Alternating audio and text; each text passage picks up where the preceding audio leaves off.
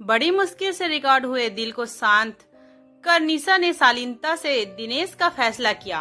प्रथम के परिचय सत्यापित के बाद दीना तो वहां से चला गया, मगर उसके साथ आया कुमार भरा रोमनी साहस निशा के दिल पर चढ़ गया, कहीं और रह गया। पहली नजर के प्यार के किस्से तो सुने थे, मगर आज निशा ने खुद को महसूस किया था। रविवार की छुट्टी के बाद सोमवार की सुबह निशा को बेहद बोरियत महसूस हो रही थी। हर सोमवार की तरह आज भी देर से आंख खुली, हड़बड़ी में उठकर तैयार हुई, नाश्ता बनाया और अपना और अनुज का टिफिन पैक किया। फिर सरपट बस स्टॉप की तरफ भागी। सोमवार को वो बार बार कनॉट प्लेस के लिए 8:30 की चार्ट्स बस मिस कर गई थी, मगर आज किस्मत कुछ और अच्छी थी। जो बस ही उसी तरह लेट हो गया था, वो दौड़कर बस पर सवार हो गए और एक विंडो सीट को हथिया कर गहरी सांस लेते हुए तसल्ली से बैठ गई। बस अगले पड़ाव पर रुकी तो उसमें 3 किशोरियां सवार हो गई और निशा से पिछली सीट पर बैठ गई। सवारियों की कोलाहल के बावजूद निशा मूड शांत कर घर में थी। पिछली सीट से लड़कियां की स्कूटियां धीमे चुहलबाजियां हास्य कलाकार की कहानियों का कर रही थी। उनकी कुछ उड़ती उड़ती सी बातें निशा का ध्यान खींचती है। कुछ दिनों में से मैंने बार बार नोटिस किया है कि वो जब तक नजरें बचाकर मुझे ही देखता रहता है, गायब से मेरे आसपास का इलाका है। कल तो वो नोट्स भी बेसिक आए थे, जैसे पूरी क्लास में एक ही मैं ही बचा हुआ नोट्स देने के। आश्चर्य और जिज्ञासा मिश्रित स्वर खोजे, देखने में कैसा है, स्मार्ट है, क्या है। सहेलियों की उत्सुकता बढ़ रही थी। ना बाबा, विश्वास और आद्र इसी स्वर के बाद गूंजती मधुर हास्य ध्वनियां, उनकी वो दिलकश चुहलबाजियां निशा के दिल को भी गुदगुदा गई और 4 साल पहले की कुछ ऐसी ही रोमानी यादें कि बेलगाम सावनी घाट की तरह रिचड़ घुमड़ कर उसकी स्मृति पटल पर बार बार। निशा और उसकी बचपन की सहेली सुधा साथ साथ कॉलेज आते जाते थे और इसी तरह की जगह भर में बेफिजूल मगर दिलचस्प गुटुर मुटुर स्टोर्स पर रहती थी। मसलन आज कॉलेज में क्या कपड़े थे। कॉलेज खाली करते ही निशा की एक अच्छी कंपनी में सहायक ट्रेनी ऑफर हो गई थी। सुधा का ऑफिस भी पास ही था।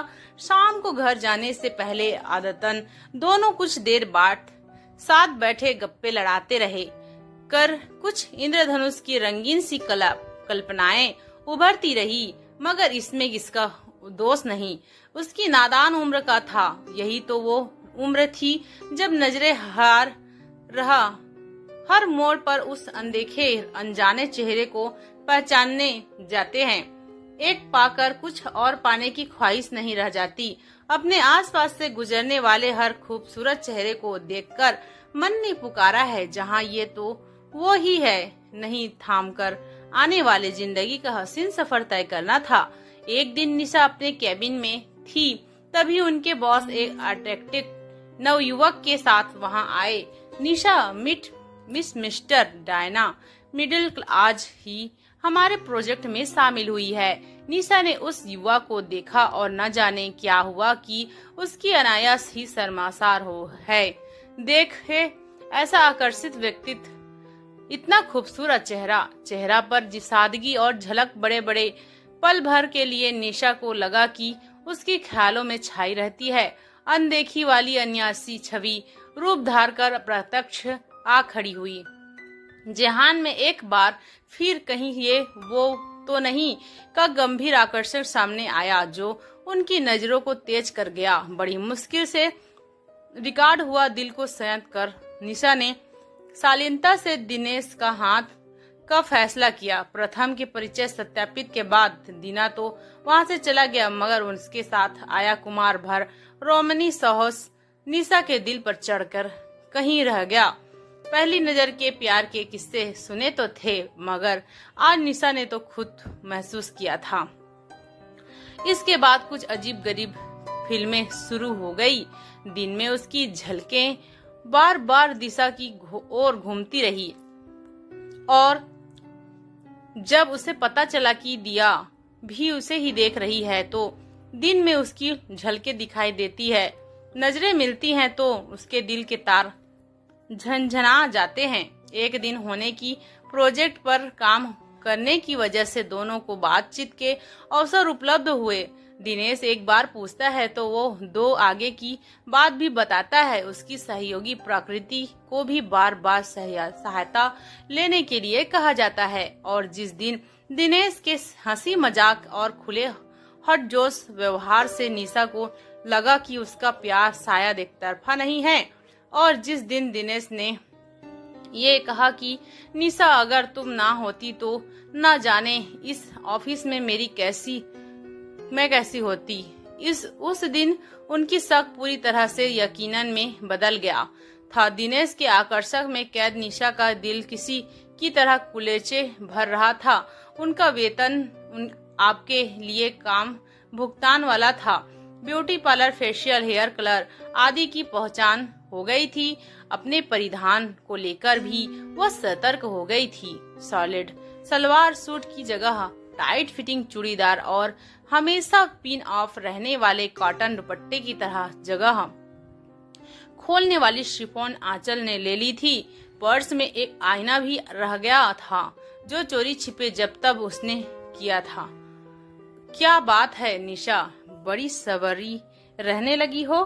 कहीं शादी की बात चल रही है क्या? म्यूजिक की तो ले रहे हैं थे और शायद उसकी वजह से भी इन्वेस्टमेंट लग गया था, मगर वो सब बातें से बेखबर अपनी ही स्वेप्रिल दुनिया में मग्न थी जिसमें होने का हक सिर्फ उसकी अतरंग सखी सुधा को ही था।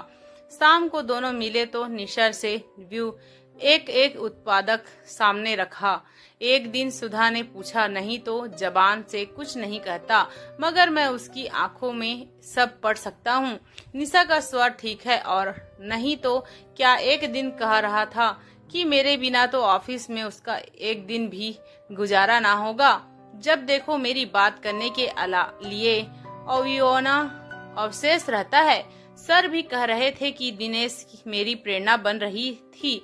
निशा लजाती हुई मुस्कुराई। वह यार, वो कुछ नहीं कहता तो तू ही कह दे, अधिक देर मत करना, हम देखते हैं। निशा ने की इच्छा भरी आंख। निशा के लिए पहले दिन का इंतजार करना मुश्किल हो गया था। उसने कई बार साफ साफ पाठक से पूछा कि जब वह उसे पास करती है तो कहती है कि क्यों नहीं, और ये भी बताती है कि वह देवी की है, उसे दिल की गहराइयों से चाहत है, मगर मौका आने पर जबान दगा दे जाता है। आज भी वो कुछ ऐसा ही सोचकर ऑफिस आई थी, मगर आज ऑफिस में नहीं थी। किसी से कुछ कहकर भी नहीं गया था। उनके बिना निशा को ऑफिस में बिल्कुल भी अच्छा नहीं लग रहा था।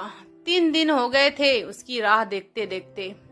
किसी वीरानी की गर्लफ्रेंड इंतजार की वेदना में सुनी हो चली थी।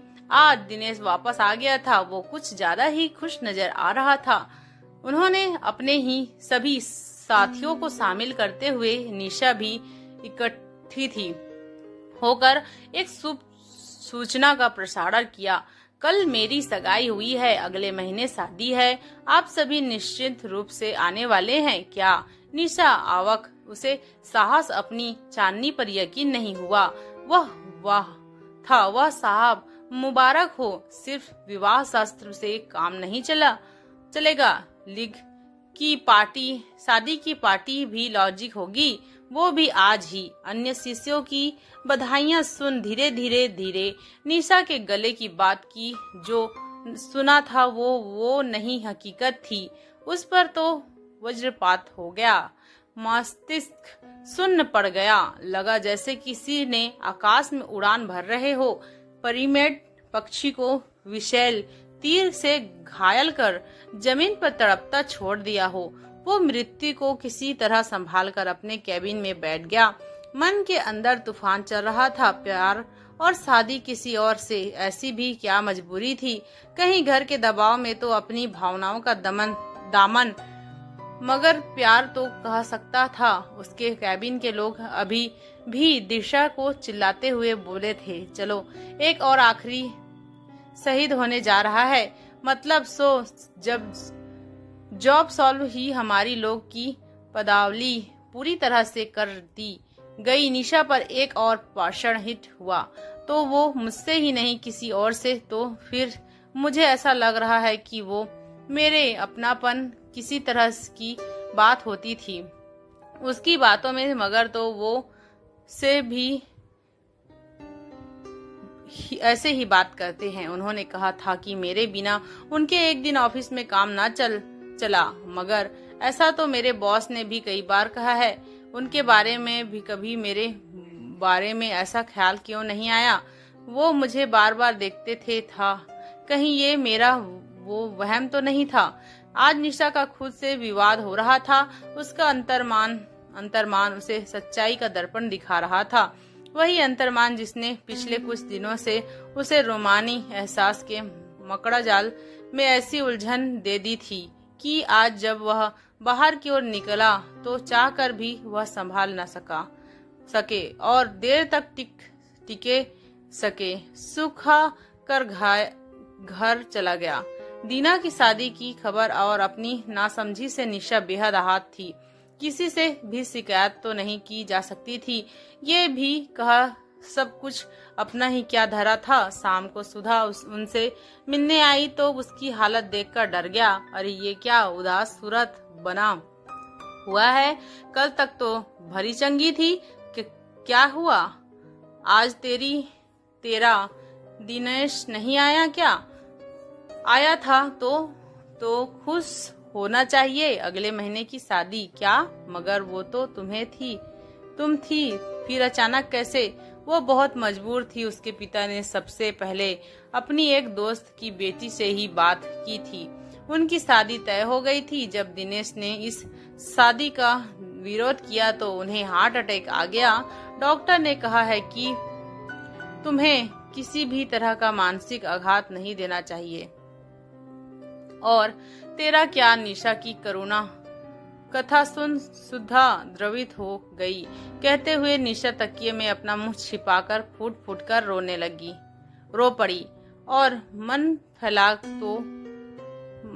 फैला कर लिया, मगर मुंह अभी भी तकिए में ही छिपा था। उसकी चंचल नजरें सुधा की उन आंखों का सामना करने में सक्षम नहीं थे जिसमें उसका कथित त्याग और महानता के सम्मान में फूल उभार कर सामने आए थे। निशा का अब उस ऑफिस में काम करना मुश्किल हो गया था। दिनेश के सहज व्यवहार का उसी तरह प्रत्युत्तर देना उसकी बस की बात नहीं थी।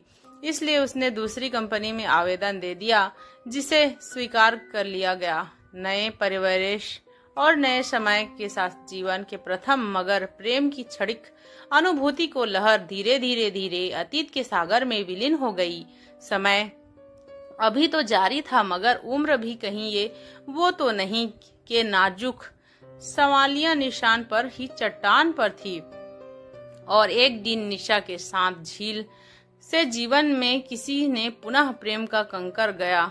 जल तरंगे उठी। सतरंगी धनुष इंद्रधनुष के रंगीनों रंग में को समेत कई हसीन रोमानी कल्पनाएं पुनर्जीवित हुई।